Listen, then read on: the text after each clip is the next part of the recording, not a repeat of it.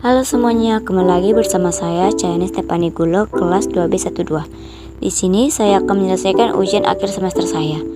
Yang pertama, pengertian penilaian pembelajaran. Penilaian pembelajaran merupakan proses pengumpulan dan pengelolaan informasi untuk mengukur pencapaian hasil belajar peserta didik. Penilaian dilakukan secara holistik, meliputi kompetensi sikap, pengetahuan, dan keterampilan, baik selama pembelajaran berlangsung atau penilaian proses maupun setelah pembelajaran berakhir atau penilaian hasil belajar. Penilaian hasil belajar pada dasarnya berfokus pada bagaimana guru dapat mengetahui hasil pembelajaran yang telah dilakukan. Jadi, dapat disimpulkan bahwa penilaian pembelajaran IPS adalah proses memberikan atau menentukan nilai kepada objek tertentu berdasarkan suatu kriteria tertentu. Yang kedua, evaluasi pembelajaran IPS-D.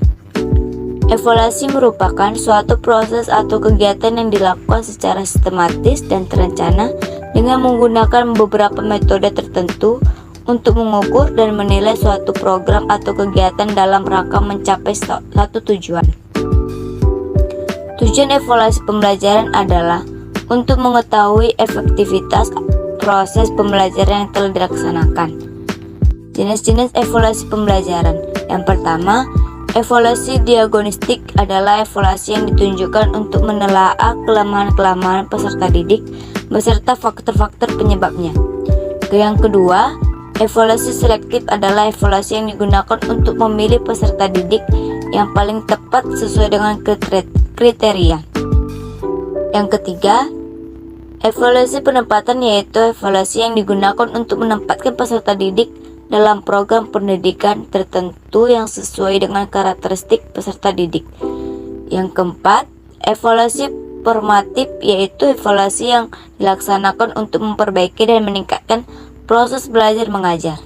Dan yang kelima, evaluasi sumatif yaitu evaluasi yang dilakukan untuk menentukan hasil dan kemajuan peserta didik. Ketiga, instrumen pembelajaran IPS-D. Instrumen merupakan alat bantu untuk mengumpulkan data atau informasi. Instrumen penilaian harus memenuhi persyaratan. Yang pertama, substansi yang mempresentasikan kompetensi yang dinilai. Yang kedua, konstruksi yang memenuhi persyaratan tentang sesuai dengan bentuk instrumen. 2. Instrumen penilaian dalam pembelajaran. Pertama, tugas. Tugas merupakan salah satu sumber penilaian guru. Yang kedua, ujian. Bukan berarti ujian dapat ditinggalkan setelah diperoleh nilai dari tugas.